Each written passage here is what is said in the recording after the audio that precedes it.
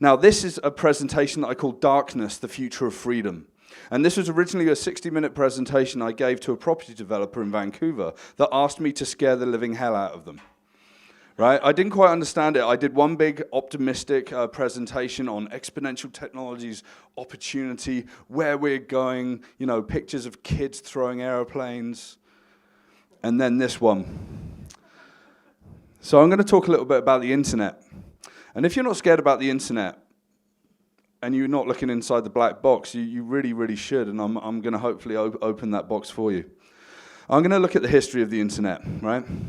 This is one of the first sort of configurations of the internet. This is around about 1969. It was the ARPANET. And really, the internet was put together so that nodes across America could be taken out, but everyone else could still communicate with each other. And this is kind of to protect against nuclear war. It seems like a lot of people have spoken about nuclear war tonight, so that's been quite fun.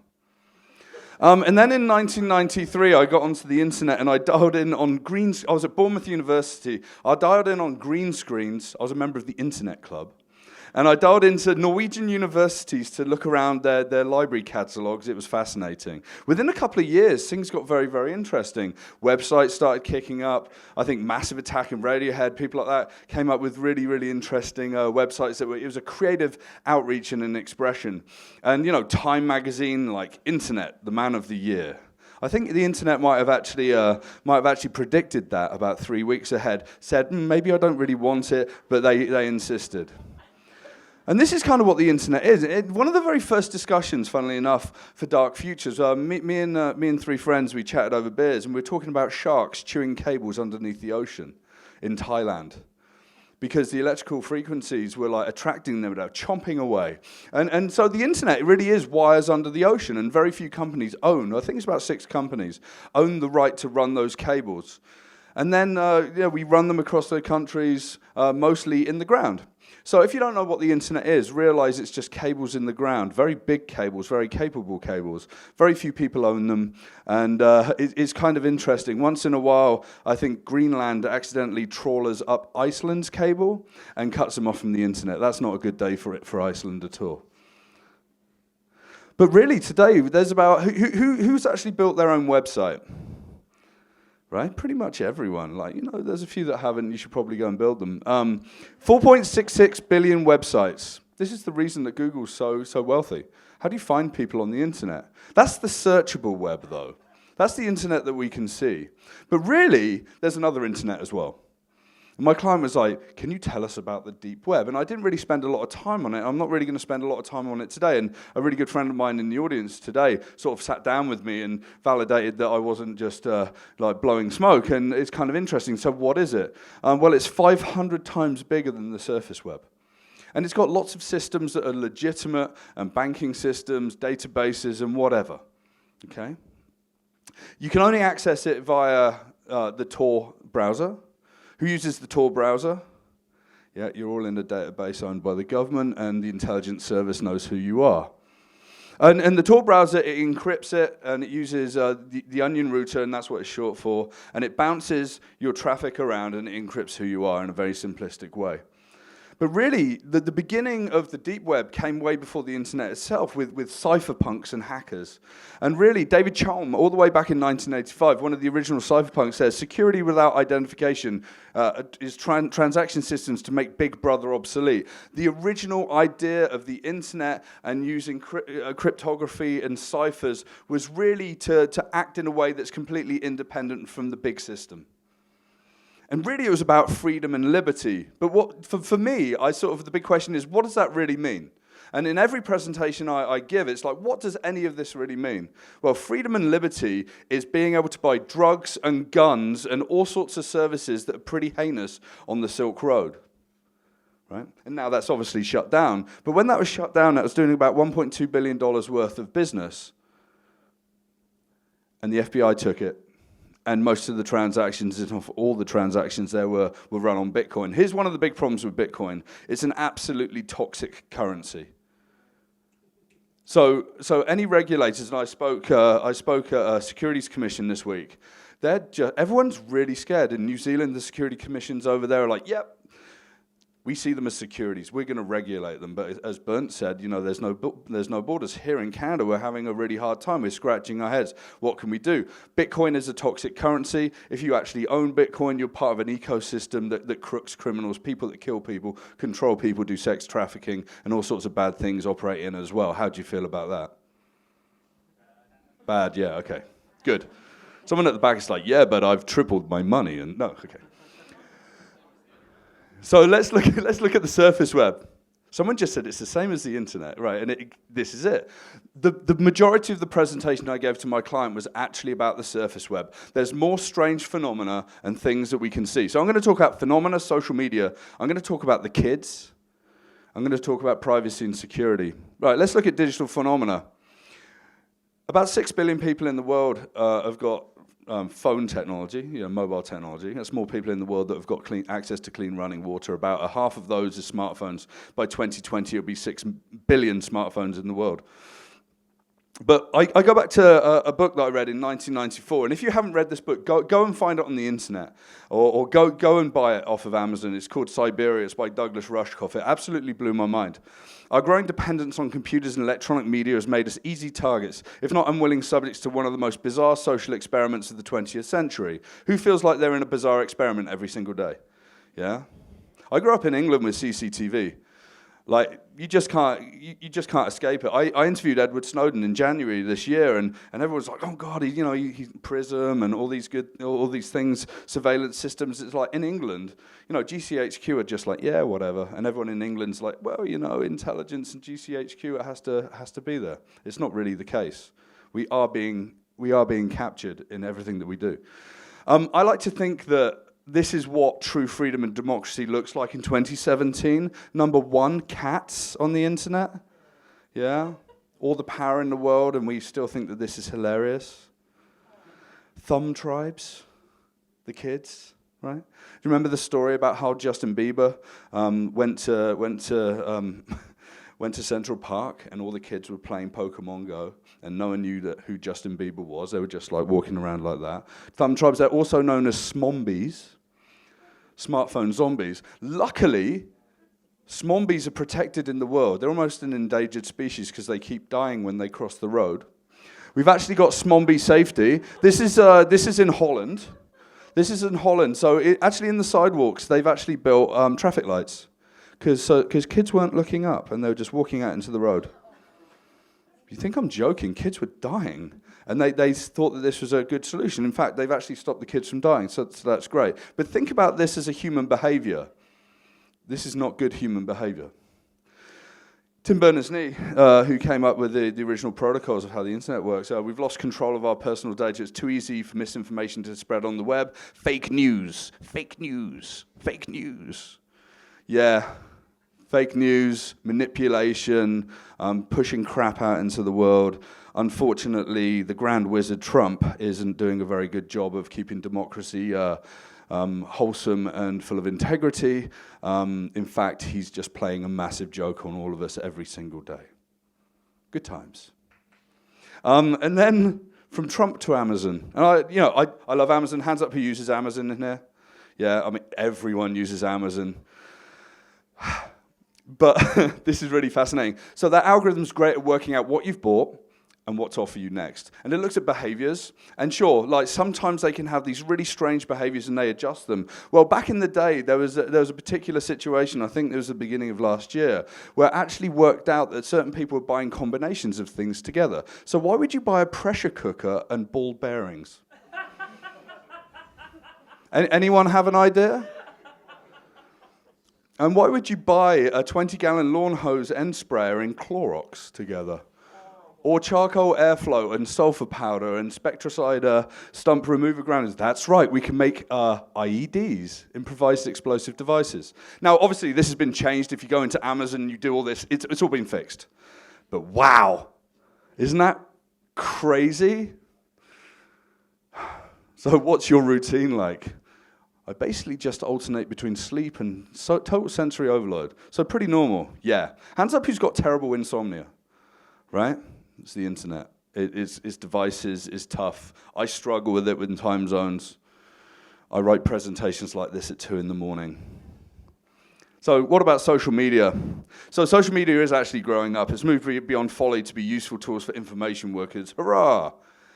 However, this is how much time we spend in our lives on social media. 5.5 years, which is more than eating, which is 3.5 years, more than socializing face-to-face, which is 1.3 years, and more than doing the laundry, which is 6 months. I'm not so sad about that last one.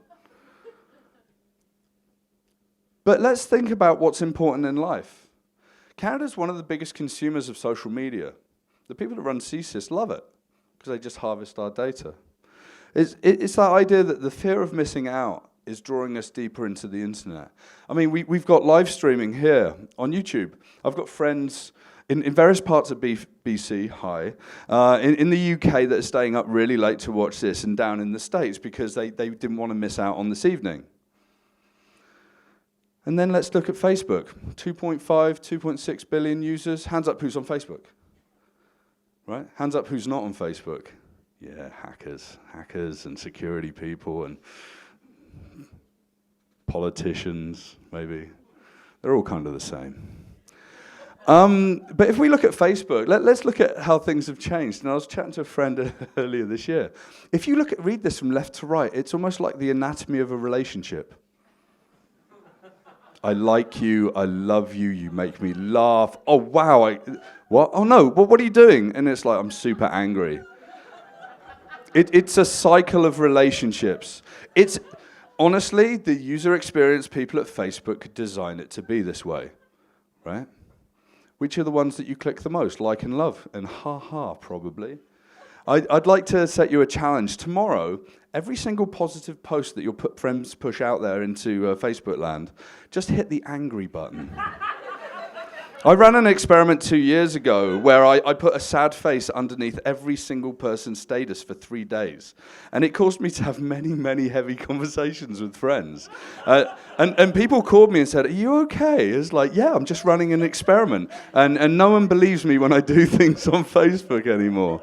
Except on April Fools, when I absolutely punk everyone. I'm not moving to Montreal, by the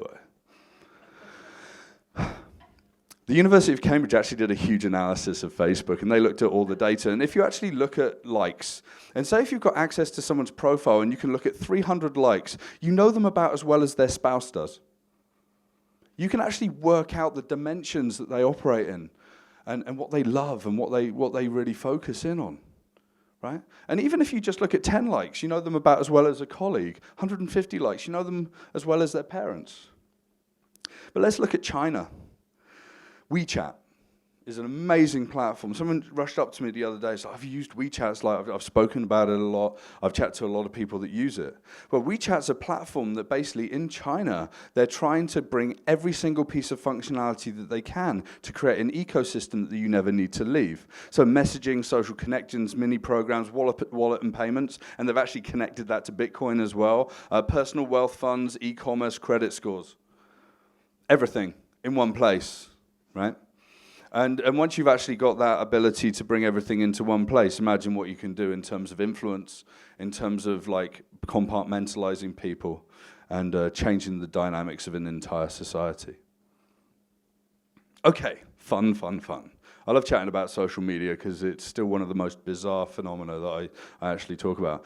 But what are the kids doing? Well, we already talked about smartphones. 2007, Steve Jobs stands up and he's like, "In my hand, I've got an internet communications device. I've got a music player and I've got a phone. It's called the iPhone." And everyone's like, "Yay!" Steve Ballmer from Microsoft is like, "No one's going to use that." And everyone in China started copying it. So today we've got the iPhone 10, or some people call the iPhone X. Apple hate that, so I'm going to call it the iPhone X. And so this technology is sort of a game of inches. But now you've got Huawei and LG and Samsung and everyone. It's been democratized in terms of the functionality. But how about, we've just had a baby. We've just had a baby. Has anyone got kids in the room? Yeah? This is going to scare the shit out of you. Baby's first smartphone. Can you imagine 6 to 36 months. Let's indoctrinate themselves. If you have children or you see friends that have children and they're giving them smartphones, tell them that it's an incredibly bad idea. It might keep them quiet for 5 minutes. That's because it's absolutely destroying what they're learning and how their brain develops. Okay, so this kind of behavior we have to avoid. In fact, pretty much every presentation that I do talks about how children are going to be in a very bad state because us as adults and their parents and the people that influence them are not taking control of what they do. Obviously, kids are going to spend a lot of time on devices because, hey, it's a shiny thing. I spend a lot of time on devices as well, but if I would have done that amount of time on devices when I was younger, I'd be in a pretty bad way. Let's talk about this. On average, children are getting their first smartphones around the age of 10. For some children, smartphone ownership starts even sooner, including second graders as young as 7, right? This is a bad idea. On average, sexting begins in the 5th grade. Pornography consumption begins when children turn 8, and pornography addiction begins around 11. When I was reading some of these stats when I was putting this together, it's not only shocking, it's thoroughly depressing to me, and it also makes me wonder what the hell adults are doing. Adults are being lazy, they're not learning about human behavior with electronic devices. If you go down to Silicon Valley and you chat to people that build technology, their children use coloring books and they run outside and they don't go near technology. These are the people that build the systems because they know what it's actually doing to everyone. 50% of the children admit that they were addicted to their smartphones. And there's another stat behind this, that 37% of their parents actually get into arguments with them every single day about that usage as well. So it actually causes bad dynamics between children and their parents. So this is what's shocking to me. The prefrontal cortex, a part of the brain that controls impulse, finishes developing in the mid-20s. Parents should not be surprised if younger children with smartphones lack impulse control. Susceptibility to change. Other people can influence them. Tech platforms can influence them.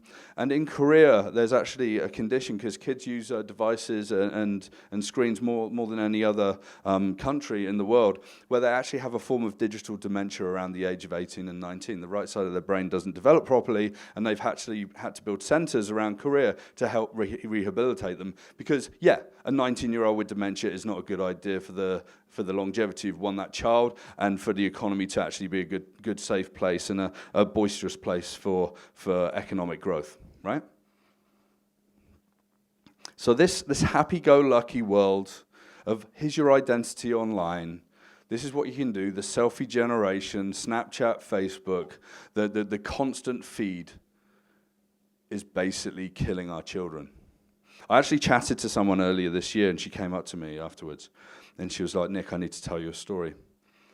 My friend's 12-year-old son, we just couldn't get him off of his iPad, and he used it for about 15 to 16 hours a day. Now, I'm pretty sure this thing that happened to that kid was something that was already part of the system that he was operating with as a human. But at the age of 13, he was diagnosed with glaucoma. So that's pretty heavy to me. And to say that devices aren't having some sort of contribution to that, I think is wrong. I think that we're all basically killing our children by letting them have access to devices. Hands up who are parents and feel really happy right now. Absolutely no one. Okay, stop. In my presentations, the big red hand, but this is grey and black, means stop, because we have to talk about humans. I actually think that we're starting to try and walk away from what it means to be a human. This is what humans have been for thousands of years. We crave certainty and variety, significance. We want connection and love, growth and contribution. This is how we're going to be for thousands of years into the future. But we're getting away. Is it the end? Is it the end of society as we know it with all this technology? Is it going to be a good place? It could be a good place, but it could also be a bad place. This is why. If we look at 2001, the most valuable companies in the world were oil companies and General Electric and Citi Group and Walmart, and still had Microsoft there. If you actually look at 2016, you've got Apple and Alphabet, Microsoft, Amazon, and Facebook. People think that Amazon's going to be the world's first trillion-dollar company. I do like what they're doing. I think we should be careful of giving all of our attention to one particular company, but they're actually going at a pace that's faster than the others. Ultimately, the big players are all trying to create their own version of the internet. The walled garden. They want us to live our lives in their ecosystems. And that's when I start to look at the technologies that are coming. And this is from Gartner, and this is the emerging technologies hype cycle. All of these amazing things, smart advisors, consumer 3D printing, hybrid cloud computing, human augmentation, quantum computing, all the cool stuff that we read about. Well, really, if we actually look at profitable technologies, they exist in these hype cycles as well. There's those that are likely to be used in tracking and exploitations, and those that are likely to aid anonymity. So look at the disproportion of those that are doing good for us and those that are trying to protect us. Yeah, I think we need to change the ratio a little bit. I love this quote as well. We're sleepwalking into surveillance capitalism, which is evolving into data and computation-driven authoritarianism, one cool service at a time. Hey, that's cool, let's sign up. Who reads terms and conditions when you sign up for things? Yeah. Who reads terms and conditions every single day when they make changes to the terms and conditions? And there's a clause in there that says that they can change the terms and conditions at any point in time. Yeah, we're screwed. Someone at the back's like, yeah, me. Wow. You must do that for a living, right? So really, the people that are trying to own us and the people that we're trying to be part of a human race with are those people that push out devices and platforms across multiple verticals with cryptocurrencies, online and offline life, right? But who's going to win? These are the companies that are going to win. I'm actually writing a 2018 trends that will be coming out in the next sort of couple of weeks. And the first thing that I say in my 2018 trends, I just say moonshots are bullshit. Everyone talks about moonshots. I want to cure cancer. I want to cure aging. I want to ensure that, the world's going to be a better place. Do you know why? These companies have got billions of dollars to own the final solution there. And I think it's a game of inches where the radical creatives like us in the room can do little things that can make the world better. And my whole report is about that. And we're at a state now today, and this is a real word, where all we do is try and survive day by day. But wow, more than ever before, we've got anxiety. And I want you to go out and I want you to say this. Hey, today feels good. But there's this feeling. What's that feeling? That feeling is perma-anxiety. That was Darkness, the Future of the Freedom. This has been Dark Futures 4. I'd like to thank all of you. I really, really respect and love all of you here. Thank you for coming. Next year, I'm going to call it Dark Futures V because it's ridiculous. Have a great holiday season and have a great time. Thank you very much.